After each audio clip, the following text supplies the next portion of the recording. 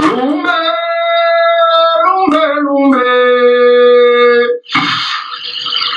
Lumbe, la cueva enganga.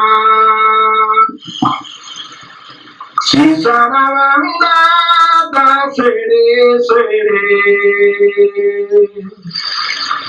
Palo Mayombe se awe.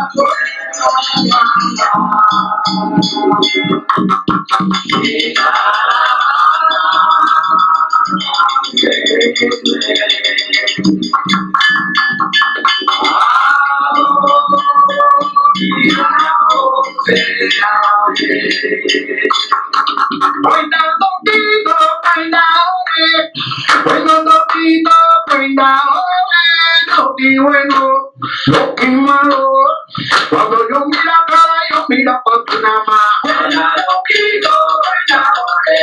Cuenta loquito, toque malo, cuando lo mira cara,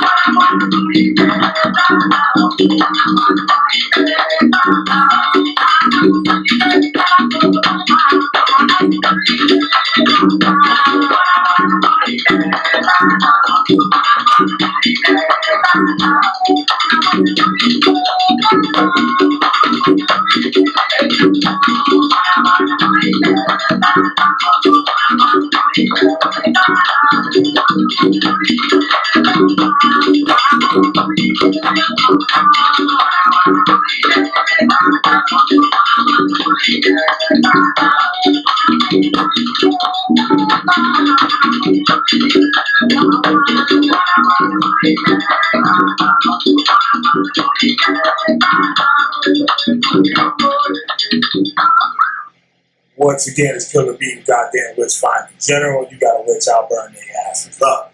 Y'all know how I do. This is the second part of my reading. I'm re-uploading this because the original had some bad audio, so hopefully this one is a lot better. I will be re-recording the first part of this reading series also. Maybe tomorrow or something like that. So, yeah, I'm going to get started and enjoy. Thank you very much for tuning in. Taino and religion.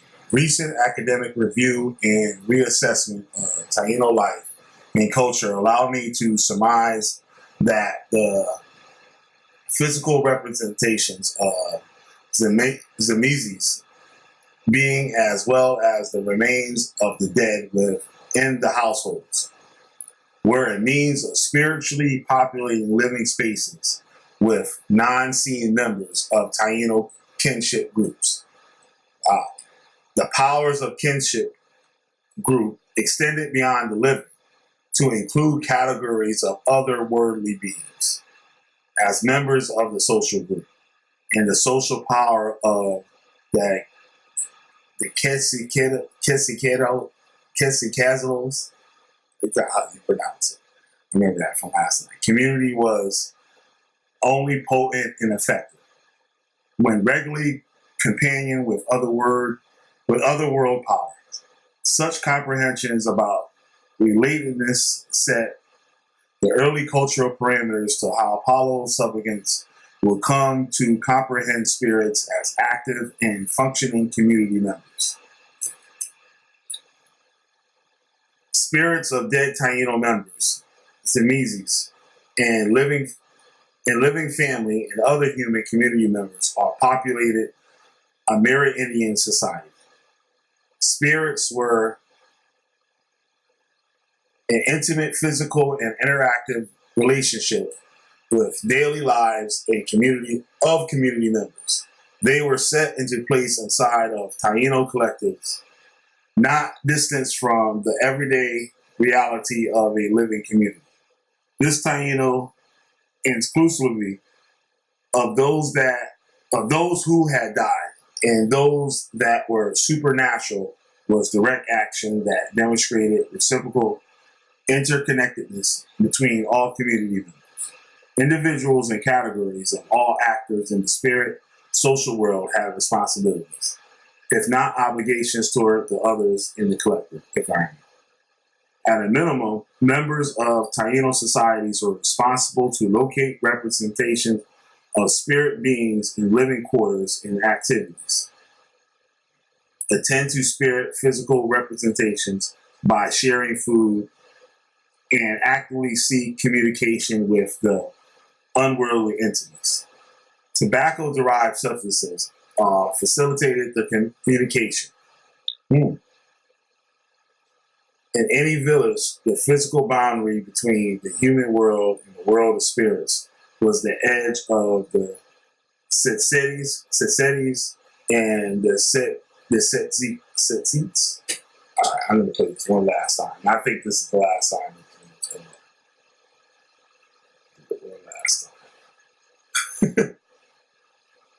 Kasika. Kasekas, and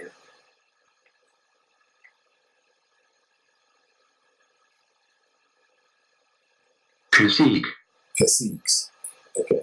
Kasekas and the Caciques. Spiritual and social leaders' domain. This was usually at the beginning of the wild forested areas and signifies how animal and plant sources could be incorporated into the world of the living. By collecting and importing flora and fauna into human social spaces, the Taino infused the power of the spirit world into these spaces. These activities were a cultural priority and a foundation of religious creation and oriented. Places social emphasis on the realm of non-human, ethereal others. For those who would come to know oriented as home, the sacred power known to be in statues, bones, rocks, etc., could be recruited and activated to reassert and restructure sacred kinship systems. Here, the evidence also points to how individuals could place substances drawn from the land into circulation during interactions with the various actors of the kinship system to bond and rebond the living community to the land.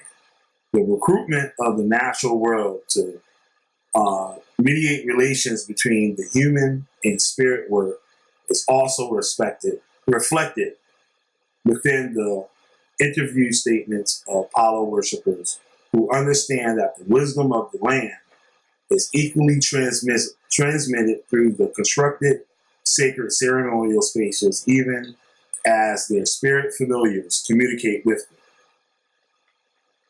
Antonio, the last male leader of the Palo worship community, commented on how rocks contain the ambience of the earth, that all things of nature have life. And when he picks one such natural element up and holds it, he asks the object if it belongs to a spirit. Interestingly, little scholarship, including anthropological works, explicitly treats how the social position of, what did I say last night? The male and the queen. The male and the female tribal leaders, kings and queens, affected Taino religious understandings through some note that these leaders held religious power. This is puzzling, given that the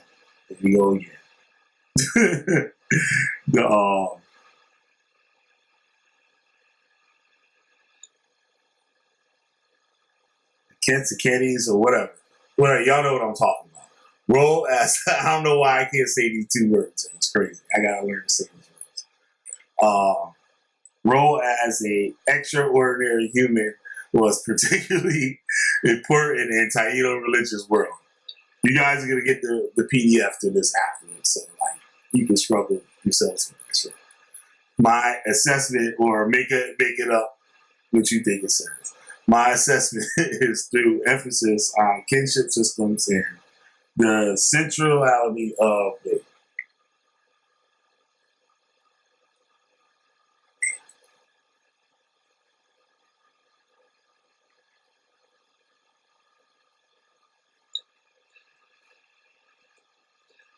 Cassicas.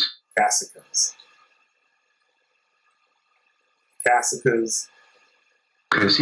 And the caciques. The cassicas and the caciques. To Taino social order. These leaders represented the long-term medium through which the otherworld guidance could be checked.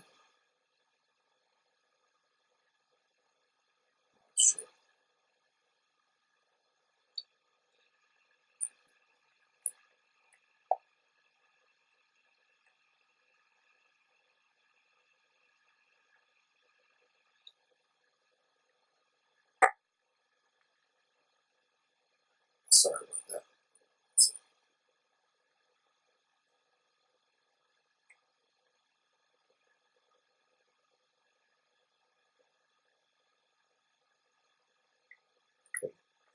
This understanding could explain why the system. Is that right?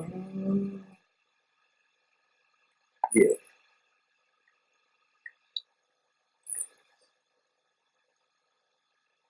This understanding could explain why the systematic violent elimination of the caciques by the Spanish conquistadors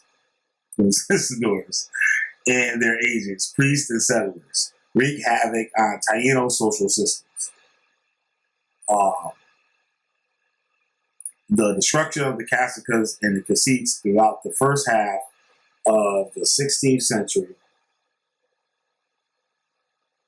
to make way for Spanish exploitation of the Caribbean region and its people meant that Taino individuals central to kinship networks and alliances were destroyed.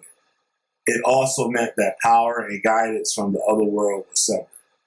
Wow, that's deep. So, like, if they're living in a family, right, and you got these bones or like and stuff, or of your like ancestors, like in the home, and like you got spirits living with you, like they said, like they're the living and the dead are like is intertwined.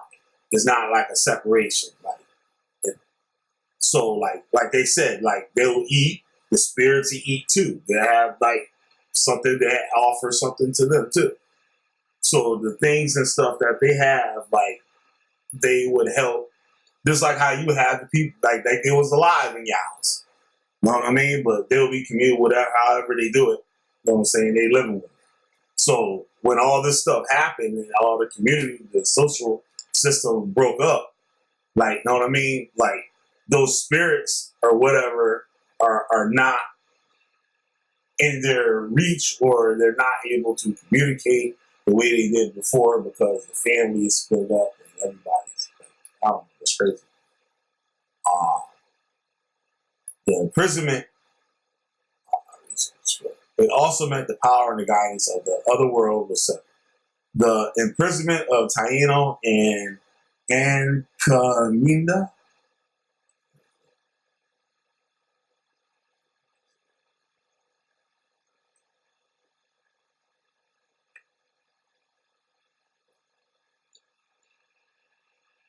and Cumienda. proto-plantations constructed by the Spanish further dismantled social life as they were forcibly removed from their Bible. The deity and the edge of the other world, all sites of sacrality. The destruction of these key social figures severed the living connections between the Taino and the spirit familiars. In so doing, decimated the core relationships that maintain Taino social order. However, instead of completely silencing Taino social and religious narratives, the transfers of the ancestral wisdom of how to maintain the bonds between the human and the spirit world through using multivocal elements of nature was transferred into the newest reluctant arrival to Cuba, the Africans.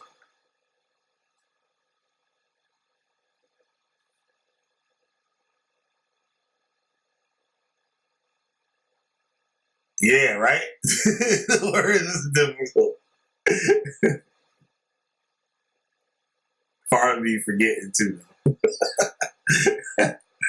There's so much out there that we don't know, understand. Yep. Yeah, back to this. Yeah, so now is the arrival of the Africans. The composite of these new and recent understandings help us better to set the social context of social context of early Cuba, into which important 16th century Congo Africans arrived. Additional comprehensions about the Taino social religious structure are doubtedly information for this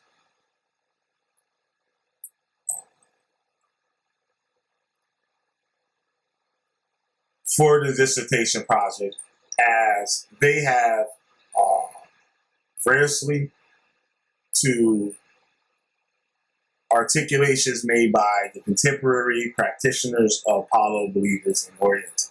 However, there also is a necessity to detail life, beliefs, and practices of the first Congo Africans who encountered Cuba and its Amerindian inhabitants.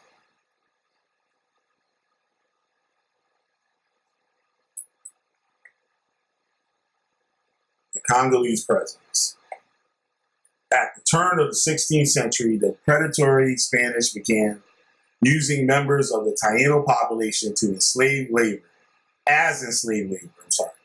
and concubines after systematically eradicating their Kesikategos communities. The surviving members were forced to relocate and live in Camayendas, Cuba's pre-plantation arrangements, in which the Amerindians were completely dependent on the Spanish for food and shelter. Wow. The strange new living arrangements, coupled with exploited work patterns and exposure to new diseases, had caused further destruction to native communities. However, these realities faced by Taino were met with unrelenting resistance. Intra-island warfare throughout the Caribbean continued against invading Spanish forces. Individuals and groups ran away from Spanish enslavement and staged individual and collective rebellions, such as intentionally killing themselves to join the other world rather than live in enslavement. Nevertheless, the Spanish decimated the Taino and other indigenous populations by the middle of the 16th century. The Spanish were intent on establishing their European understanding of social structure, culture, and religious priorities and prefaces to the new calendar. Even after the first generation of European contact, Cuban Taino society had been completely disrupted, fragmented since the early 15th century. The Portuguese had experimented with enslaved labor on plantations in the Canary Islands. For the most part, these laborers of the enterprises on the Canary Islands were from areas drawn from groups within the Congo Kingdom territory. Individuals from varieties of ethnic groups contained within this kingdom, including some of the mulatto descendants, were used as enslaved labor on the islands, and then later exported throughout sectors of Spanish and Portuguese societies. At the close of the 15th century, the use of people captured from Africa was seen as an effective way to replace Taino labor and plantation, mining, domestic, and skilled labor enterprises. The Spanish priest, Father Bartholomew de la Casa, who participated in and witnessed the systematic destruction of the Cuban Taino and their cultural system, eventually petitioned the papacy of the Catholic Church in the 16th century to end enslavement and genocide of Amerindians and turn to a more reliable labor pool of people extracted from Africa. Wow. Wow.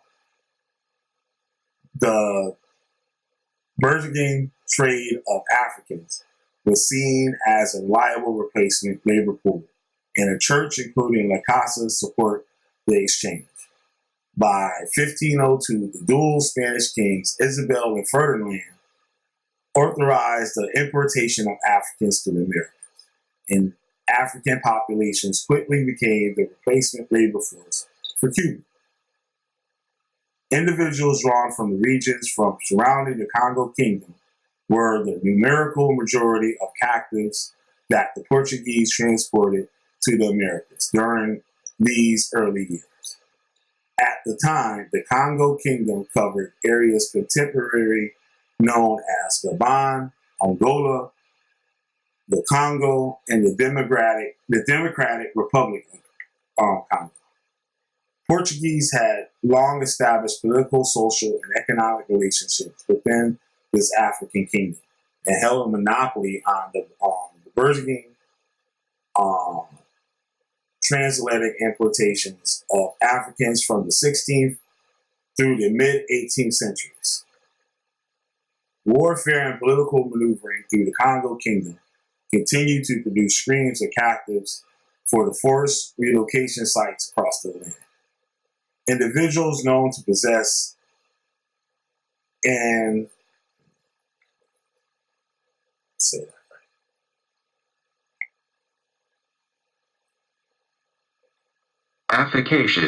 efficacious religious knowledge and spiritual power.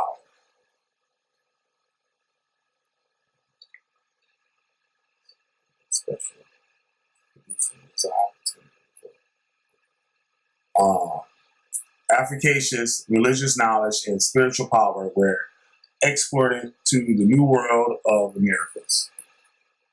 While there were many different ethnic groups within the Kingdom of Boundaries, it was the Bakongo ethnic members of the Congo Kingdom who accounted for the majority of Africans imported to Orient.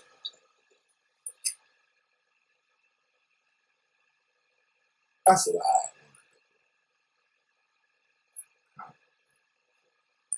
Yeah.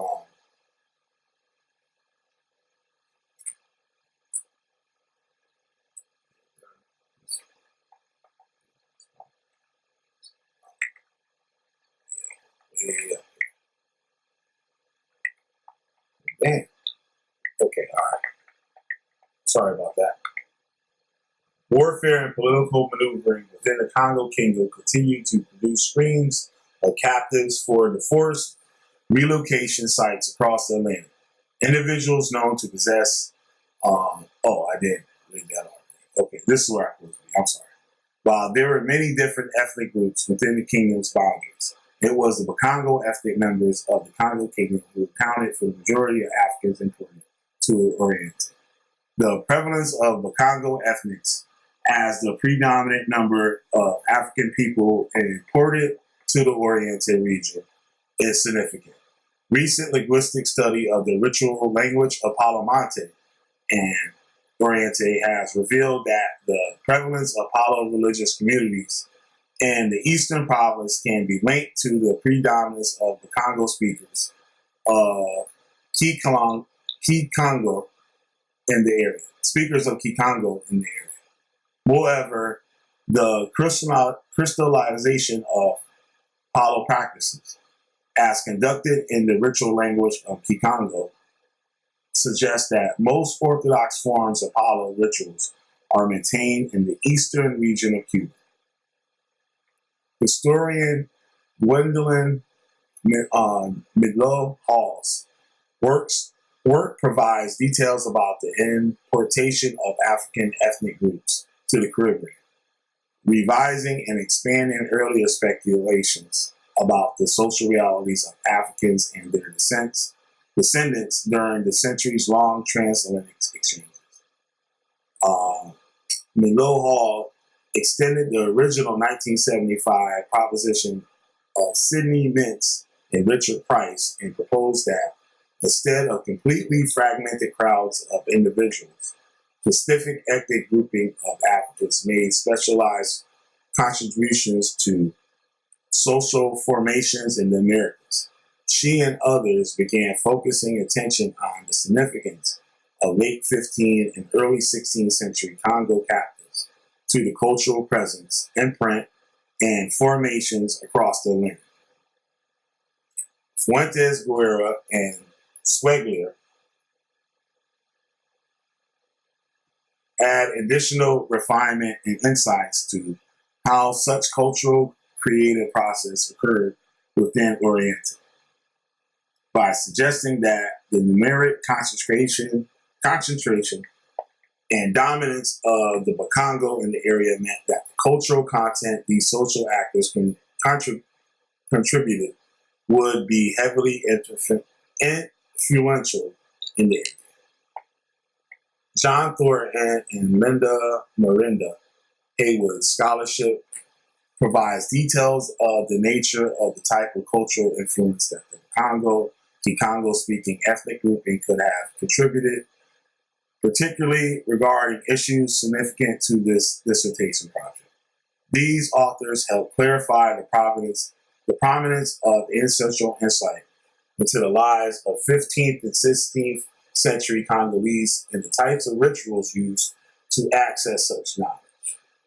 Thornton's 1998 volume on the Congolese state Anthony Donna Beatrix Kempa Vita, a 15th century Congolese woman of noble birth, provides an even more detailed discussion of the potency of ancestral revelation and directing political and social action and the living significance of my work.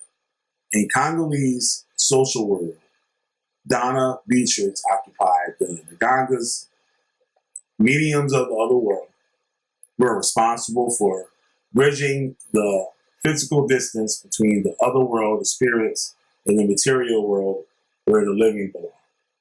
Nganga derives from the Kikongo word meaning knowledge and or skill, but is specifically related to expertise in religious activities. In the case of Congolese social fabric, The knowledge or skill is to transcend the material world and be in contact and communion with the other worlds being was the skill of the Nganga. Individuals recognized and anointed as Ngangas formed competencies societies to address the social needs of a community. The Kempasis collective was independent and locally operated, though members of individual Kempasis would share camaraderie among themselves. Each Kempasi society had physical lodging space set apart from the community and constructed on the margins of the village physical boundaries. By locating the Kempasi encampment at the edge of the human social realm in the wild, the Ngangas were unencumbered by human social constraints as they negotiated boundaries between the world of the spirits and the material world. As Thornton reported about the access to the other world, the Ngangas could be diviners who read the patterns made by throwing stones or tossed up strings, or they could interpret dreams that they or other people had. They might see visions or hear voices, all of which were means the other world used to communicate with his world. The Ngangas could also be possessed by beings from the other world. A possessed Nganga, such as Nganga Ngomba, would go into trance, either through taking special drugs or more commonly through various forms of hypnosis induced by drumming, dancing, and rhythmic chanting and hand clapping. Once this state was achieved, some being from the other world would enter the Nganga's head and then use his or her local cords or her vocal cords to speak. In this way, ordinary people without special gifts could hear the words of those in the other world. They could ask questions of the spirits and receive answers. This lengthy summary of the Nganga's responsibilities is poignant for it delivers the significance and importance of the Ngangas to the normal functioning of the 15th and 16th century Congo community. Part of individuals' religious practices within the Congo Kingdom was the emphasis on communicating with spirits in order to receive revelatory information to negotiate their political and social relationships. As a normative for human cultural behavior, they organized the social world based on activity and or input from the other worldly spirits. This was a significant understanding among 15th and 16th century Congo Kingdom inhabitants, transplanted across the Atlantic Ocean. Moreover, Thornton highlights the type of normal behavior activities associated with the religious realities of individuals forcibly exported from the Congo Kingdom during the 16th and 17th centuries. In his work on Donna Beatrice Kempavita and in subsequent writing, Thornton draws our attention to the fact that political maneuvering and upheaval that marked the Congo Kingdom in the 16th and 17th centuries created steady streams of captives to be exported across the Atlantic. The Ngangas had a high degree of exportation because of their roles inside disrupting communities, social, cultural, and political function. They would have significant participants in the religious knowledge of warring factions. Winners in such battles would immediately ship the Ngangas out of the area to lifelong exile in the Americas. Exportation and elimination of the Ngangas would mean successful domination because critical links between the wisdom of the other world and the human world had been severed. However, documentary evidence suggests that exile to the Americas did not end Congolese reliance on religious expertise and abilities, nor did it end the role of activities of Ngangas. In Cuba, and particularly the Oriente, it suggests that instead the Nganga's knowledge was transplanted, transformed, and given new meaning when Congolese came to contact with the Taino in the new social circumstances of the state.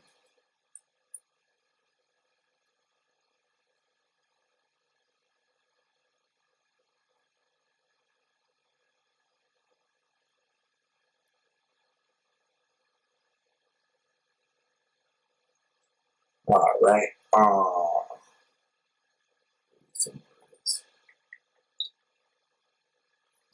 Connection between them. Come on. Okay, I'll read it.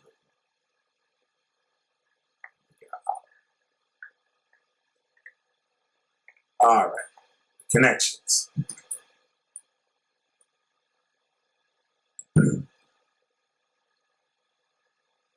The significance of introducing Congolese and slave laborers into Cuba's social development during the earliest centuries is that the remaining enslaved Taino found that the social norms that guided their behavior were closely aligned with African practices.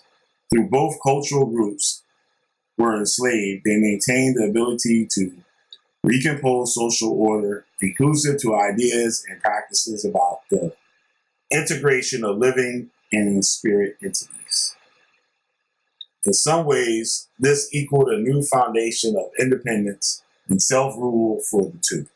Now uniting groups, the joint president served as a significant referent for continued action, particularly rebellion and religious practice. It was also a significant referent for all of Cuba's social and political identity development. Ethnic boundaries were also more flexible because the radically new social circumstances of Africans and remaining native population were not inclusive of their social and cultural needs. Ethnic and cultural distinctions known in Africa transformed and expanded in the Americas.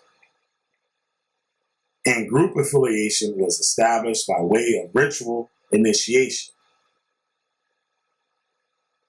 Stephen Palmy has discussed this additive approach to community network building among Africans and their descendants in the Americas as ethnogenesis, while Milo Hall and Palmy provide details from more urban spaces where Africans and their descendants were active contributors to colonial society. I find their work equally useful to speculate about the social exchanges between Africans and Native population and their descendants that were not part of the visible exchange in European sanctioned social spaces. As the Spanish colonial system expanded in the 16th century, the numbers of enslaved people began to shift, and Africans, specifically those drawn from the boundaries of Congo Kingdom, began to outnumber and then replace Cuba's native population as the primary labor pool in households. Small-scale agricultural operations and animal husbandry, however, and numerically dominant Africans also continued their resistant efforts, fighting and self-liberating in the same manner as remaining Taino populations. Oriente's isolation from the power centers of the islands also created an even greater sense of social distance from the Spanish metropole. Self and group liberation activities from enslavement became the norm and oriented from as early as 1535. when a joint raid by a Taino and African coalition fighting force forced attacked the Spanish settlement in Bayamo and razed it to the ground. Such sustained raids and armed resistance by the subjugated populations against the Spanish settlers and Oriente was set again a social backdrop of clandestine trade, privateering, and self-rule. Even as Spanish colonials in the East pleaded for reinforcements to combat the bandit Amerindians and the African forces who harassed colonial settlements. The petitions were relatively unanswered. Damn. You have to deal with them on your own. Most significantly, some Africans and Tainos escaped to the mountainous terrain of the Sierra Maestras and Oriente and formed Pali. Oh, I don't know how to say that word.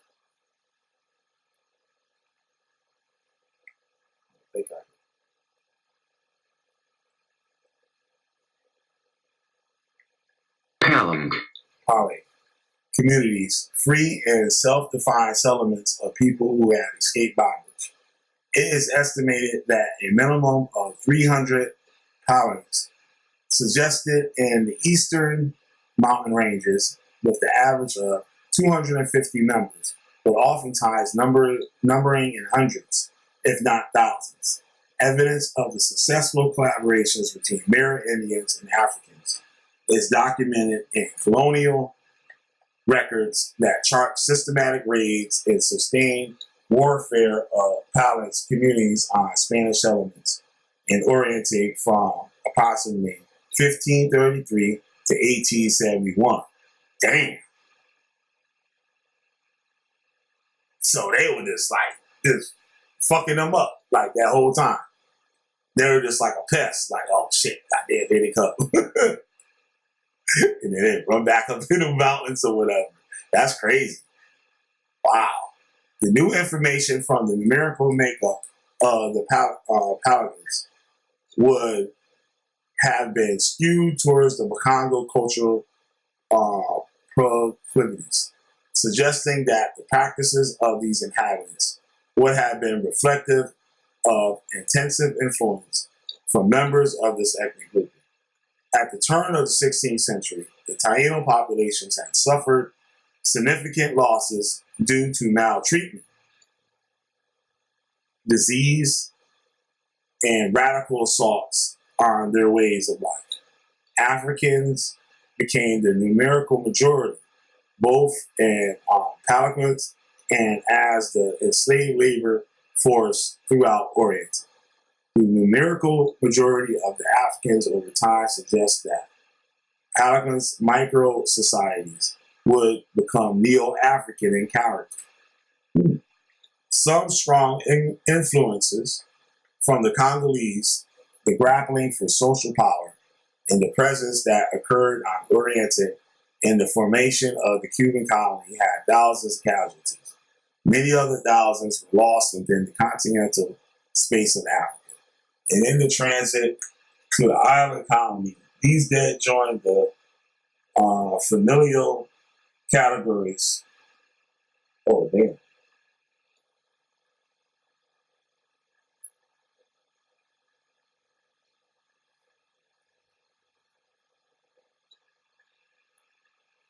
I know it's mine. Oh, shit.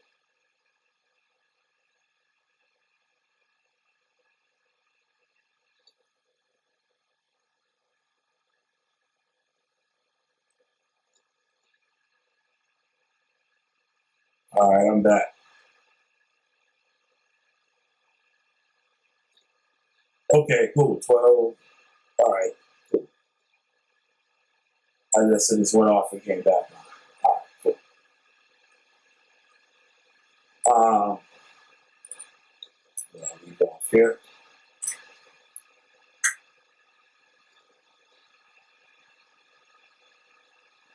If this is to come out as well, I'm recording it now, so there'll be a good version. I'll upload it like later.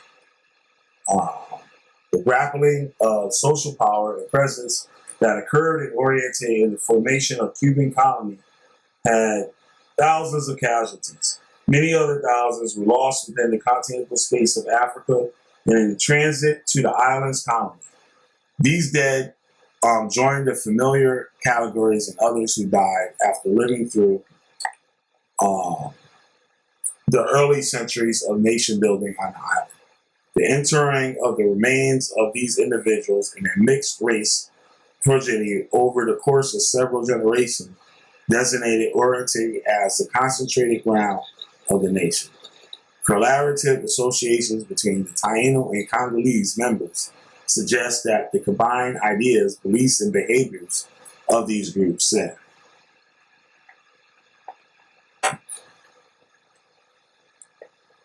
set the baseline for cultural comprehensions as well as ritual activity among new transplant Africans and their descendants, which will be incorporated into the subcultural fabric of Oriental. Historian Jalil Sued-Badillo best summarizes the interchange between the Taino and the African groups as this.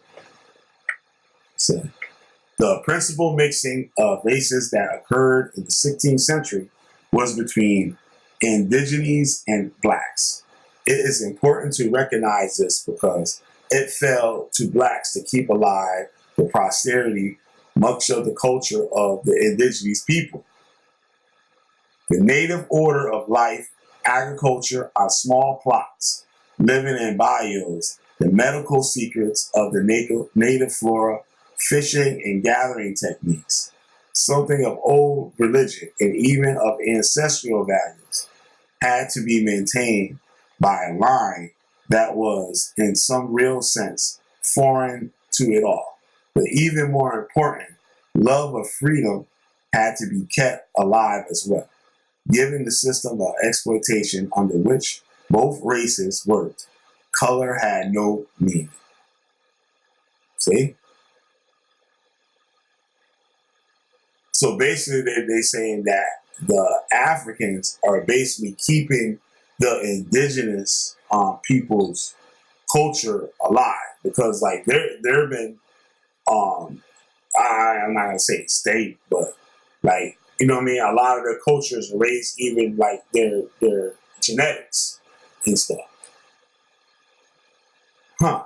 Okay. So Sued Badillo highlights critical aspects of the cooperative nature of the interactions between the remaining Taino and the newly imported Africans in the 16th century that have remained relatively unexplored. Like, for how long, P, you think? Like 2 minutes or something? Because I saw you were responding on your other comment. And then it went off. I came back on. I don't know. Well, I recorded it anyway. So I can upload like a clean copy of it. Okay, get back to what I'm saying. That was at 2:18. She said that mess at 2:14. You still don't hear me?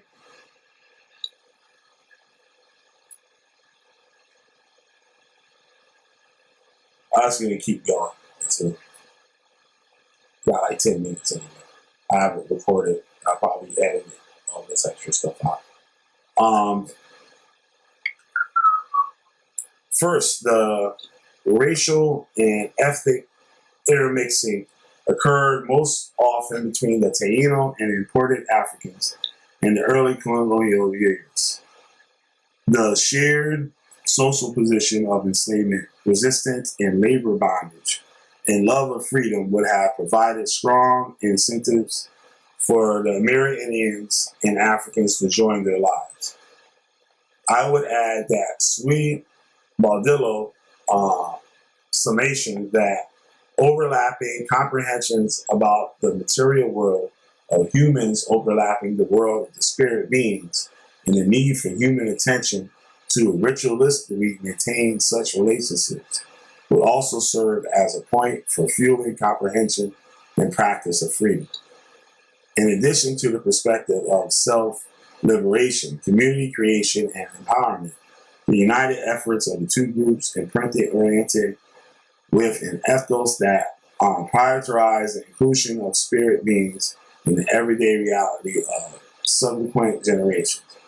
This attitudinal position is best encapsulated by a local ideal. Oriente is the land of the dead. CASA researcher.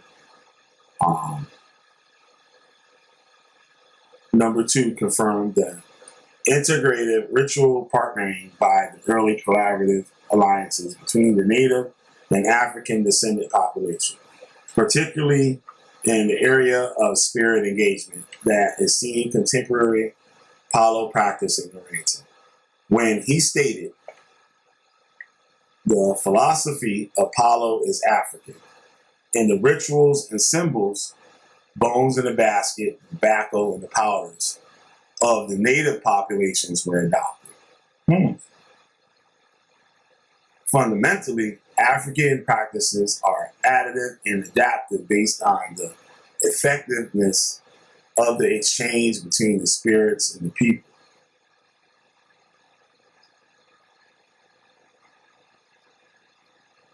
The dead are the essence of the religion of Oriente. The intimate connection between life and death is negotiated by the Tata's work with the Nagana. Cosmic commonalities.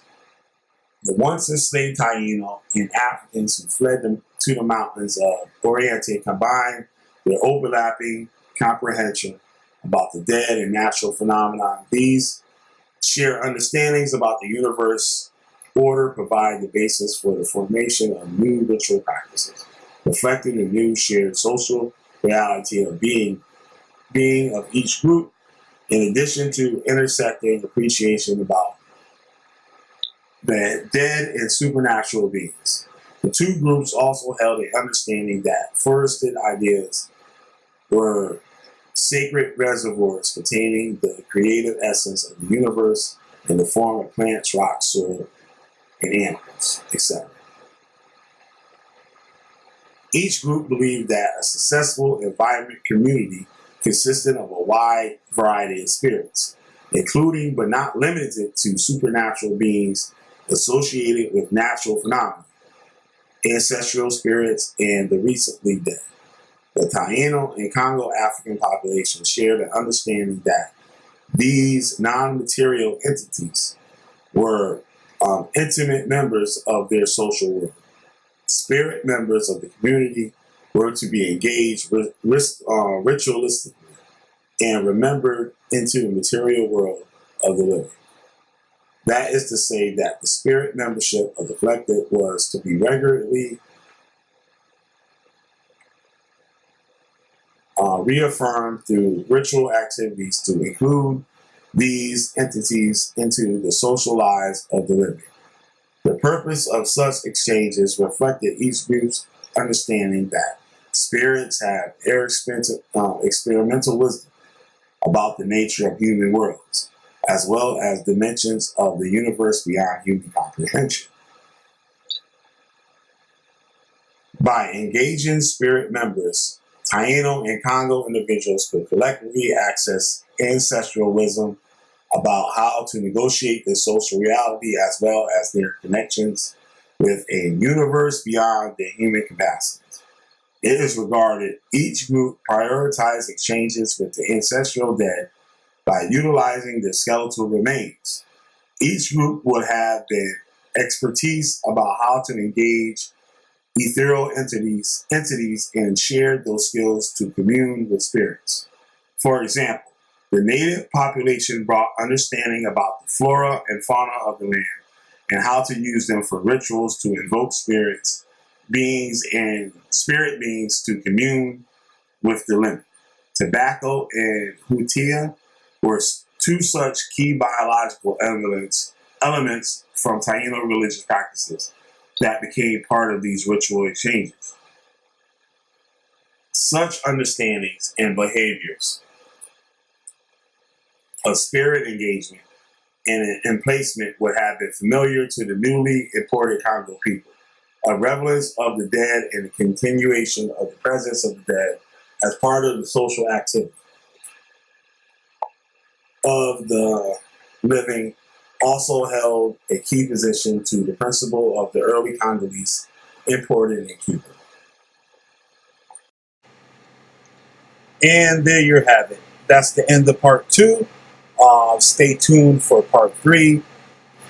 Thank you very much for your time and listening. This is Killah B, the goddamn Witchfinder, and I'm out.